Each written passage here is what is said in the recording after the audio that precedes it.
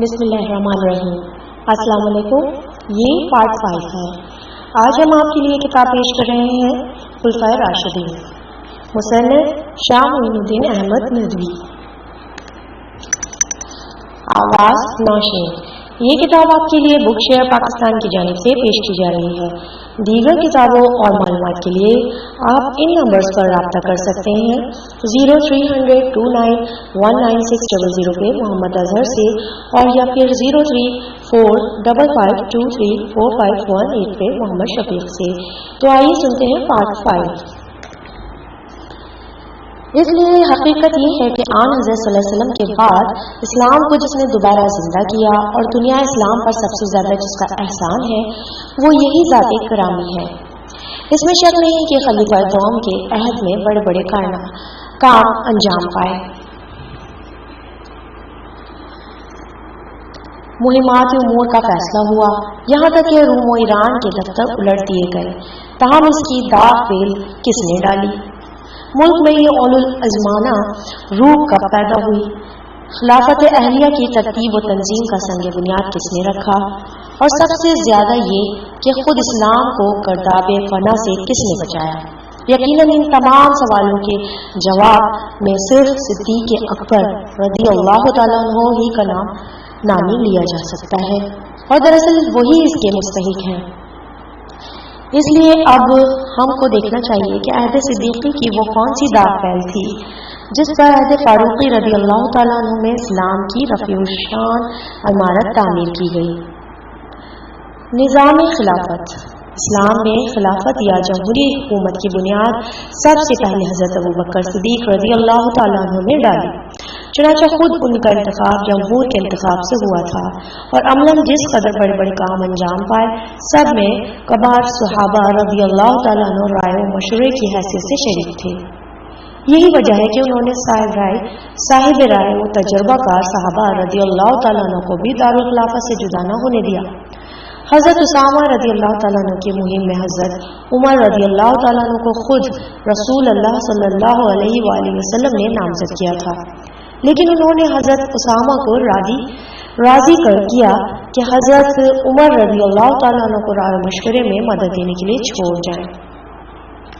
شام پر لشکر کشی کا خیال آیا تو پہلے اس کو صحابہ رضی اللہ تعالیٰ عنہ کی ایک جماعت میں مشورے کے لیے پیش کیا۔ ان لوگوں کو ایسے اہم اور خطرات کام کو چھوڑنے میں پس و پیش تھا، لیکن حضرت علی رضی اللہ تعالیٰ عنہ نے موافق رائے دی اور پھر اسی پر اتفاق ہوا۔ اسی طرح منکرین زکوٰۃ کے مقابلے میں جہاد، حضرت عمر رضی اللہ تعالیٰ عنہ کے استخلاف اور تمام دوسرے اہم معاملات میں اہل کرائے صحابہ رضی اللہ تعالیٰ عنہ کی رائے دریافت کر لی گئی تھی۔ البتہ عہد فاروقی کی طرح اس وقت مجلس شورا کا باقاعدہ نظام نہ تھا، تاہم کوئی امر اہم پیش آ جاتا تو ممتاز مہاجرین و انصار جمع کیے جاتے تھے اور ان سے رائے لی جاتی تھی۔ چنانچہ ابن سعد کی روایت ہے۔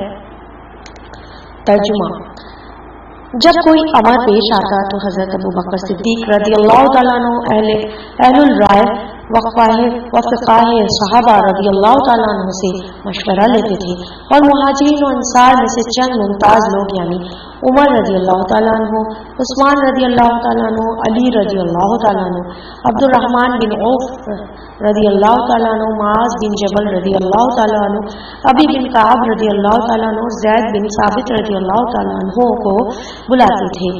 یہ سب حضرت ابوبکر صدیق رضی اللہ تعالیٰ عنہ کے عہد خلافت میں فتوے بھی دیتے تھے۔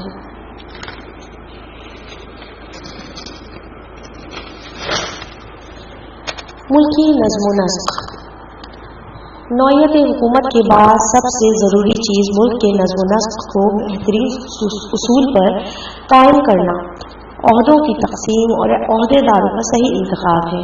حضرت ابوبکر صدیق رضی اللہ تعالیٰ عنہ کے عہد میں بیرونی فتوحات کی بھی ابھی ابتدا ہوئی تھی، اس لیے ان کے دائرہ حکومت کو صرف عرب پر محدود سمجھنا چاہیے۔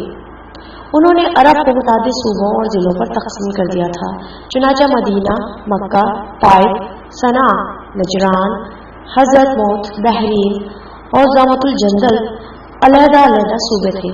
ہر صوبے میں ایک عامل ہوتا تھا جو ہر قسم کے فرائض انجام دیتا تھا. البتہ خاص دارالخلافہ میں تقریباً اکثر صیغوں کے الگ الگ عہدیدار مقرر کیے گئے تھے.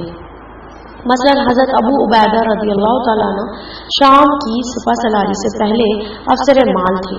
حضرت عمر رضی اللہ تعالیٰ عنہ قاضی تھے اور حضرت عثمان رضی اللہ تعالیٰ عنہ اور حضرت زید بن ثابت رضی اللہ تعالیٰ عنہ دربار خلافت کے کاتب تھے. عامل و عہدے داروں کے انتخاب میں حضرت ابو بکر رضی اللہ تعالیٰ عنہ نے ہمیشہ ان لوگوں کو ترجیح دی جو عہد نبوت میں عامل یا عہدے دار رہ چکے تھے اور ان سے انہی کے مقامات میں کام لیا جہاں وہ پہلے کام کر چکے تھے. مثلا عہد نبوت میں مکہ پر عتاب بن اسید رضی اللہ تعالیٰ عنہ، طائف پر عثمان رضی اللہ تعالیٰ عنہ بن ابی العاص رضی اللہ تعالیٰ عنہ، سنا پر مہاجرین امیہ رضی اللہ تعالیٰ عنہ، حضرت موت پر زیاد بن البید رضی اللہ تعالیٰ عنہ اور بحرین پر علا بن الحضرمی رضی اللہ تعالیٰ عنہ مامور تھے. اس لیے خلیفہ اول نے بھی ان مقامات پر انہی لوگوں کو برقرار رکھا. حضرت ابو بکر صدیق رضی اللہ تعالیٰ عنہ جب کسی کو کسی ذمہ داری کے عہدے پر مامور فرماتے تو عموماً بلا کر اس کے فرائض کی تشریح کرتے تھے اور نہایت مؤثر الفاظ میں سلامت روی و تقویٰ کی نصیحت فرماتے. چنانچہ عمر بن العاص رضی اللہ تعالیٰ عنہ اور ولید بن عقبہ رضی اللہ تعالیٰ عنہ کو قبیلہ قضاء پر محصل صدقہ بنا کر بھیجا تو ان الفاظ میں نصیحت فرمائی: خلوت جلوت میں خوف خدا رکھو. جو خدا سے ڈرتا ہے وہ اس لیے ایسی سبیل اس کے رزق کا ایسا ذریعہ پیدا کر دیتا ہے جو کسی کے گمان میں نہیں آ سکتا. جو خدا سے ڈرتا ہے وہ اس کے گناہ معاف کر دیتا ہے، اس کا اجر بالا کر دیتا ہے، اس کا اجر دوبالا کر دیتا ہے. بے شک بندگان خدا کی خیر خواہی ہی بہترین تقوی ہے. تم خدا کی ایک ایسی راہ میں ہو جس میں افراط و تفریط اور ایسی چیزوں سے غفلت کی گنجائش نہیں، جس میں مذہب کا استحکام اور خلافت کی حفاظت مدمر ہے. اس لیے سستی اور تغافل کو راہ نہ دینا. اسی طرح یزید بن سفیان کو مہم شام کی عمارت سپرد کی تو فرمایا: ترجمہ: اے یزید، تمہاری قرابت داریاں ہیں، شاید تم ان کو اپنی عمارت سے فائدہ پہنچاؤ. در حقیقت یہی سب سے بڑا خطرہ ہے جس میں میں ڈرتا ہوں. رسول اللہ صلی اللہ علیہ وسلم نے فرمایا کہ جو کوئی مسلمانوں کا حاکم مقرر ہوا اور ان پر کسی کو بلا استحقاق رعایت کے طور پر افسر بنا دے تو اس پر خدا کی لعنت ہو. خدا اس کا کوئی عذر اور فدیہ قبول نہ فرمائے گا یہاں تک کہ اس کو جہنم میں داخل کرے. حکام کی نگرانی. کسی حکومت کا قانون و آئین گو کیسا ہی مرتب و منظم ہو، لیکن اگر ذمہ دار حکام کی نگرانی اور ان پر نکتہ چینی کا اہتمام نہ ہو تو یقیناً تمام نظام درہم برہم ہو جائے گا. یہی وجہ ہے کہ خلیفہ اول کو اپنی فطری نرم دلی، تساہل اور چشم پوشی کے باوجود اکثر موقعوں پر تشدد، احتساب اور نکتہ چینی سے کام لینا پڑا. ذاتی معاملات میں رفق و ملاطفت ان کا خاص شیوا تھا، لیکن انتظام و مذہب میں اس قسم کی مداحنت کو کبھی روا نہ رکھتے تھے. چنانچہ حکام سے جب کبھی کوئی نازیبا امر سرزد ہو جاتا تو نہایت سختی کے ساتھ چشم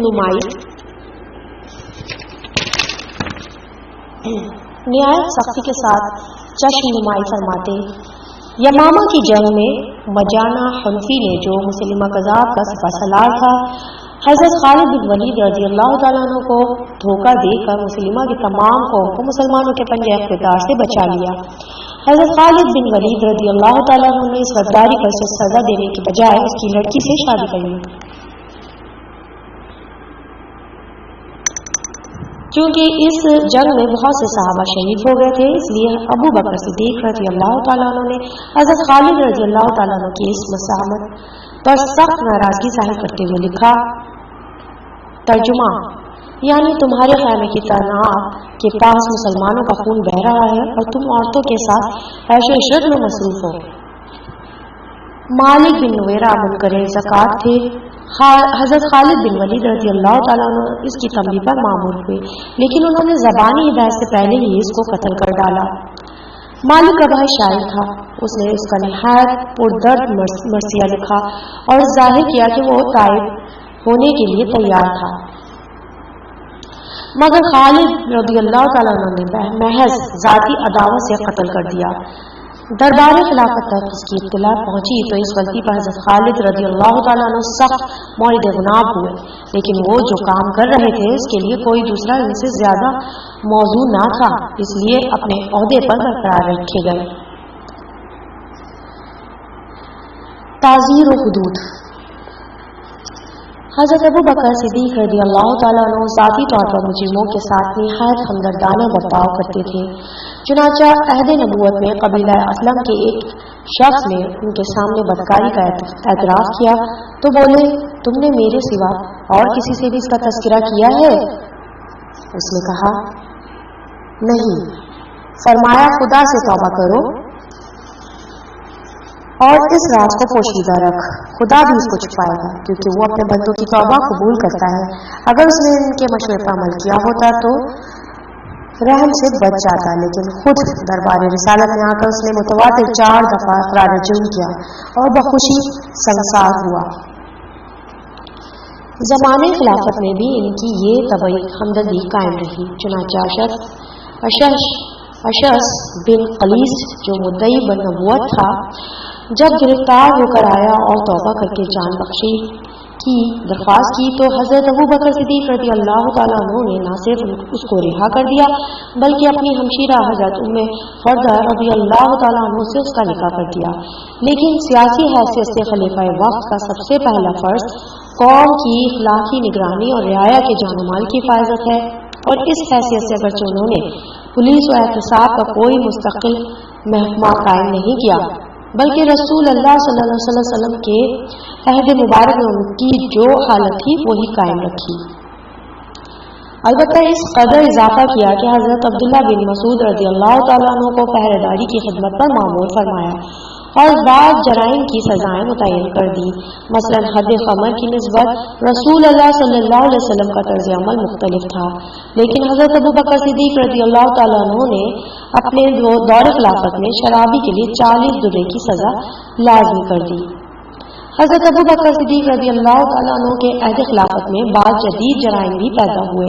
मसलन हज़रत खालिद बिन वलीद रज़ियल्लाहु ताला अन्हु ने उनको लिखा कि हवाली मदीना में एक शख्स उल्लत उबना में मुब्तला है, चुनांचे अहले अरब के लिए एक जदीद जुर्म था और हदीस व कुरान में इसकी कोई सजा मुकर्रर ना थी।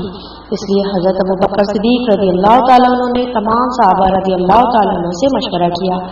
हज़रत अली रज़ियल्लाहु ताला अन्हु ने जलाने की राय दी और तमाम सहाबा रज़ियल्लाहु ताला अन्हु ने इस पर इत्तफाक किया।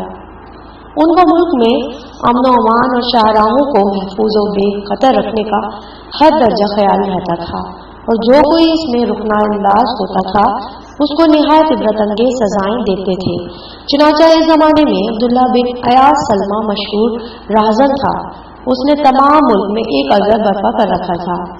हज़रत अबू बकर सिद्दीक़ रज़ियल्लाहु ताला अन्हु ने तरीफ़ा बिन हाजिर को भेजकर निहायत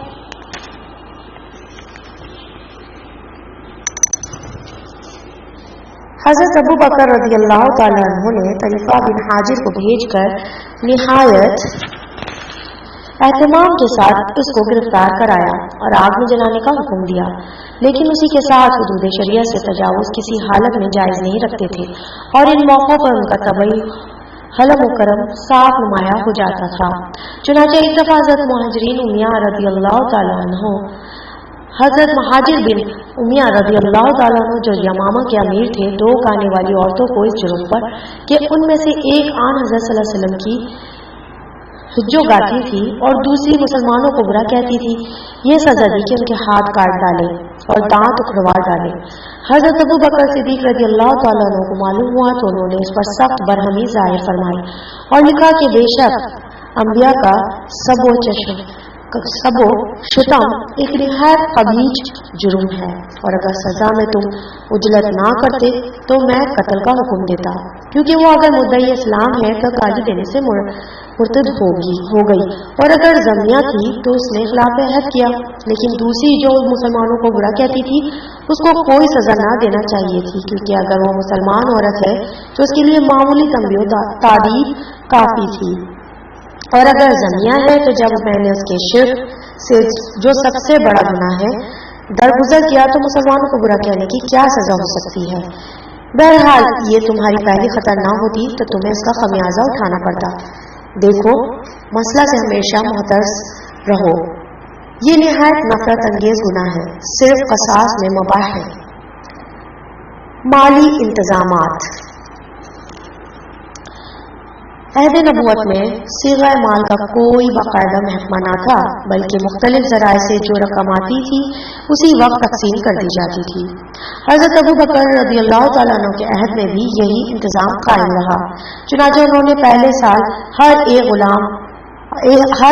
آزاد غلام، مرد، عورت اور ادنا والا کو بلا تفریق 10 درہم عطا کیے۔ دوسرے سال آمدنی زیادہ ہوئی تو 20 درہم مرحمت فرمائے۔ ایک شخص نے اس مساوات پر اعتراض کیا تو فرمایا کہ فضل و منقبت اور چیز ہے، اس کو رزق کی کمی سے کیا تعلق؟ اگر اس پر اس قدر اضافہ کیا کہ آخر عہد حکومت میں ایک بیت المال تعمیر کرایا، لیکن اس میں کبھی کسی بڑی رقم کے جمع کرنے کا موقع نہ آیا۔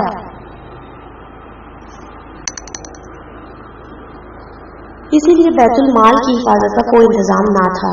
ایک دفعہ کسی نے کہا، یا خلیفہ رسول صلی اللہ علیہ وسلم، آپ بیت المال کی حفاظت کے لیے کوئی محافظ کیوں نہیں مقرر فرماتے؟ فرمایا، اس کی حفاظت کے لیے ایک قفل کافی ہے۔ خلیفہ اول کی وفات کے بعد حضرت عمر رضی اللہ تعالیٰ عنہ نے حضرت عبد الرحمن بن عوف رضی اللہ تعالیٰ عنہ، حضرت عثمان رضی اللہ تعالیٰ عنہ اور دوسرے صحابہ رضی اللہ تعالیٰ عنہ کو ساتھ لے کے مکان سخت میں بیت المال کا جائزہ لیا تو صرف 1 درہم برآمد ہوا۔ لوگوں نے کہا، خدا ابو بکر رضی اللہ تعالیٰ عنہ پر رحم کرے، اور بیت المال کے خزانچی کو بلا کر پوچھا کہ شروع سے اس وقت تک کس قدر مال آیا ہوگا؟ اس نے کہا کہ 2 لاکھ دینار۔ فوجی نظام۔ عہد نبوت میں کوئی باضابطہ فوجی نظام نہ تھا، بلکہ جب ضرورت پیش آتی تو صحابہ کرام خود ہی شوق سے علم جہاد کے نیچے جمع ہو جاتے تھے۔ حضرت ابو بکر رضی اللہ تعالیٰ عنہ کے عہد میں بھی یہی صورتحال باقی رہی، لیکن انہوں نے اس پر اس قدر اضافہ کیا کہ جب کوئی فوج کسی مہم پر روانہ ہوتی تو اس کو مختلف دستوں میں تقسیم کر الگ الگ افسر مقرر فرما دیتے۔ چنانچہ شام کی طرف جو فوج روانہ ہوئی اس میں اسی طریقے پر عمل کیا گیا تھا، یعنی قومی حیثیت سے تمام قبائل کے افسر اور ان کے جھنڈے الگ الگ تھے۔ امیر العمرہ کمانڈر ان چیف کا نیا عہدہ بھی خلیفہ اول کی ایجاد ہے، اور سب سے پہلے خالد بن ولید اس عہدے پر مامور ہوئے تھے۔ دستہ بندی کا سری فائدہ یہ ہوا کہ مجاہدین اسلام کو رومیوں کی باقاعدہ فوج کے مقابلے میں سے بڑی مدد ملی، یعنی حضرت خالد بن ولید نے تابعہ کا طریقہ ایجاد کیا اور میدان جنگ میں ہر دستے کی جگہ اس کا کام متعین کر دیا۔ اسی طرح حالت جنگ میں کسی ترتیب و نظام کے نہ ہونے سے فوج میں ابتری پھیل جاتی تھی، اس کا سدباب ہو گیا۔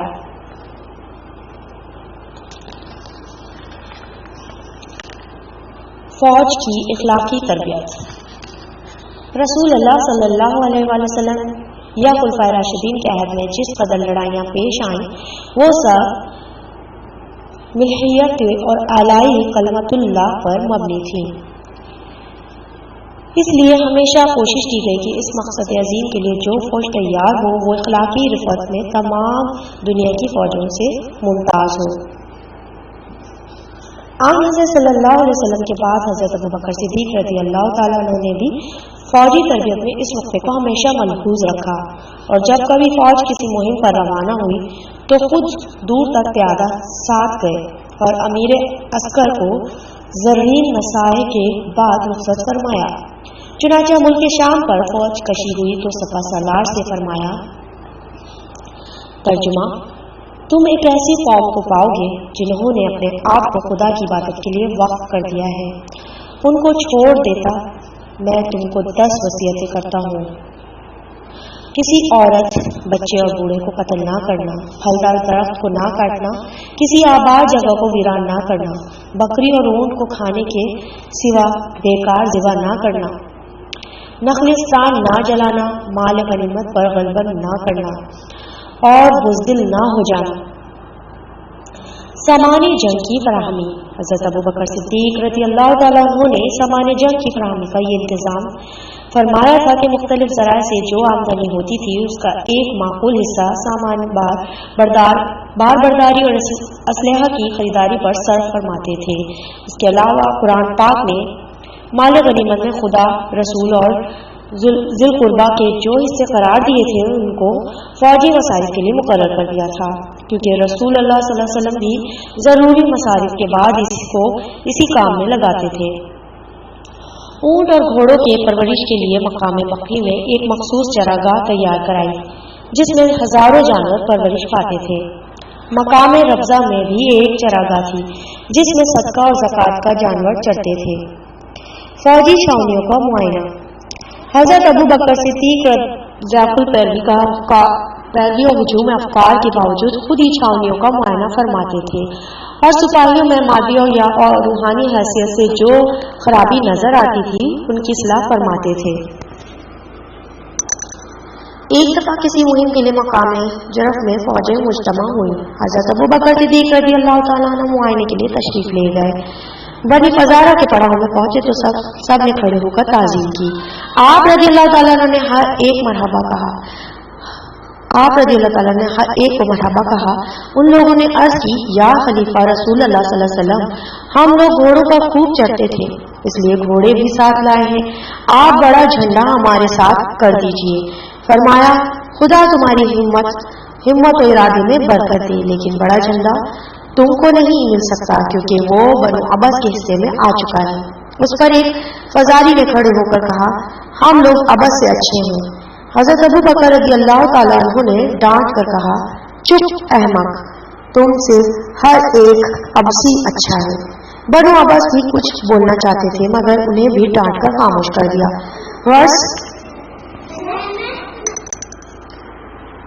غرض اسی طرح چھاؤنیوں میں جا کر قبائل کے باہمی جوش و رقابت کو دبا کر اسلامی رواداری کا سبق دیتے تھے۔ بدعات کا سدباب۔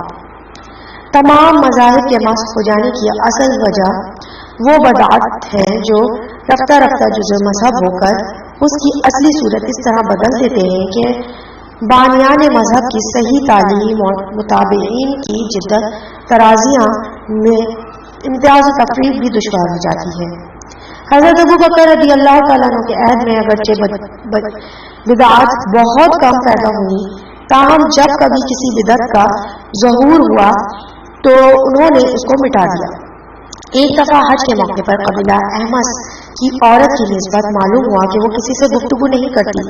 انہوں نے اس کی وجہ پوچھی۔ لوگوں نے کہا اس نے خاموش حج کا ارادہ کیا ہے۔ یہ سن کر اس کے پاس تشریف لے گئے اور فرمایا کہ یہ جاہلیت کا طریقہ ہے، اسلام میں جائز نہیں، تم اس سے باز آ جاؤ اور بات چیت کرو۔ اس نے کہا، آپ کون ہیں؟ بولے، ابوبکر رضی اللہ تعالیٰ عنہ۔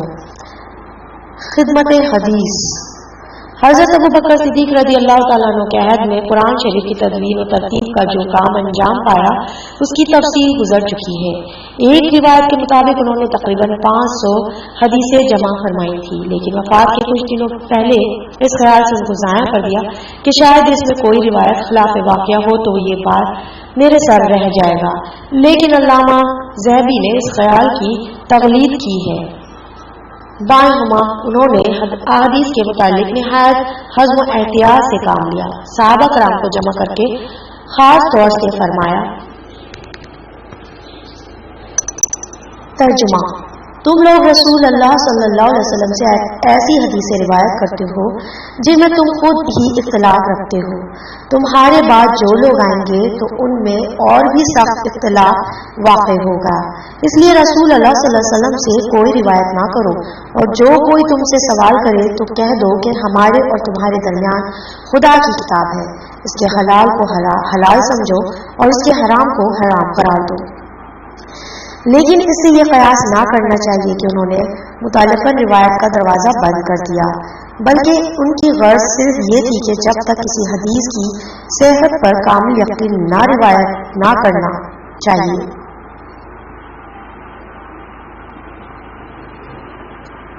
یعنی کسی حدیث کی صحت پر کامل یقین نہ ہو تو یہ روایت نہ کرنا چاہیے۔ چنانچہ وہ خود بھی اس پر عمل پیرا تھے، اور جب کسی روایت کی پوری تصدیق ہو جاتی تو بغیر پس و پیش اس کو قبول فرما لیتے تھے۔ ایک دفعہ دادی کی وراثت کا جھگڑا پیش ہوا، چونکہ قرآن مجید اس کے متعلق خاموش ہے، اس لیے آن حضرت صلی اللہ علیہ وسلم کا طرز عمل دریافت کرنا پڑا۔ حضرت مغیرہ بن شعبہ رضی اللہ تعالیٰ عنہ موجود تھے۔ انہوں نے کہا، میں جانتا ہوں کہ رسول اللہ صلی اللہ علیہ وسلم دادی کو چھٹا حصہ دیتے تھے۔ احتیاطاً پوچھا، کوئی گواہی پیش کر سکتے ہو؟ حضرت محمد بن مسلمہ رضی اللہ تعالیٰ عنہ نے کھڑے ہو کر اس کی تصدیق کی تو اسی وقت حکم نافذ کر دیا۔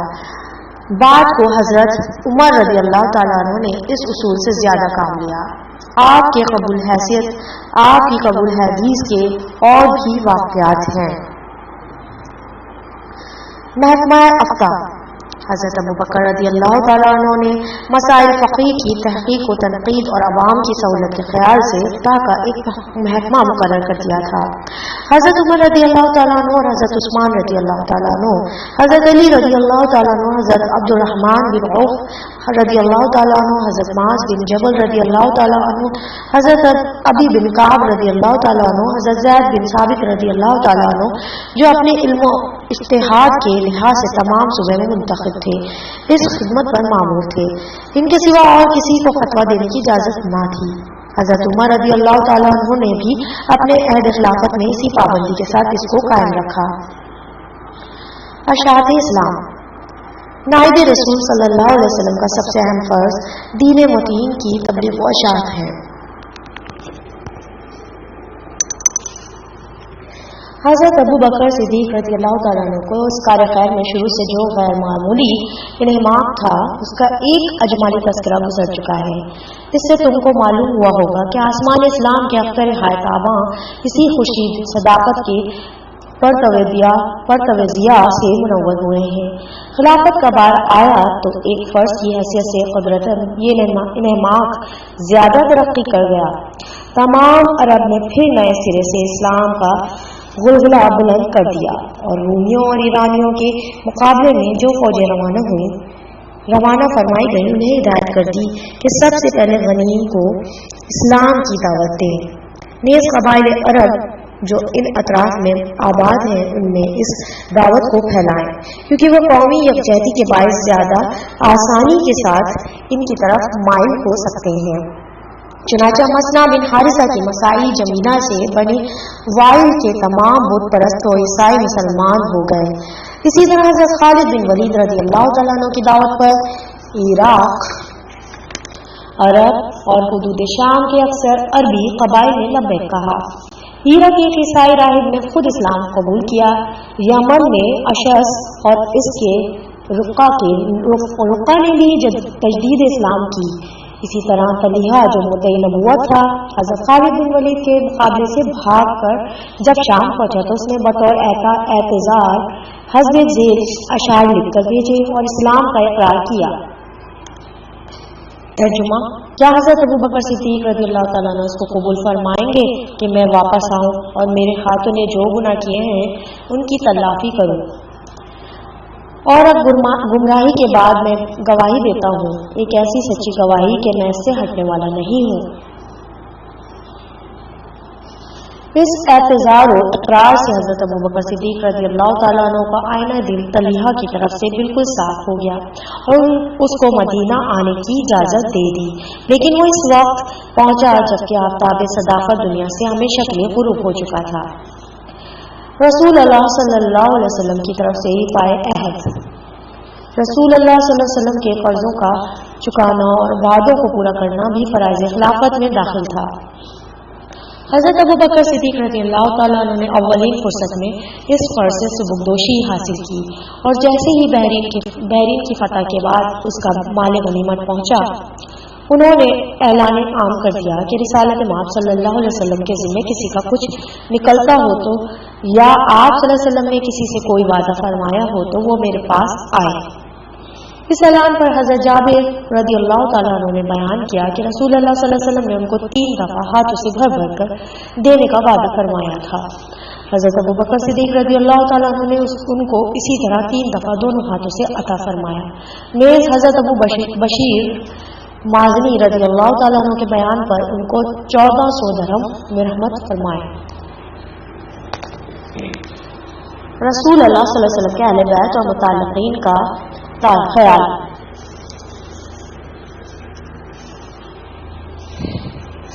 پارٹ 5 یہاں پر اختتام پذیر ہوتا ہے۔ کتاب خلفائے راشدین کا بقیہ حصہ پارٹ 6 پر سماعت فرمائیے۔ شکریہ۔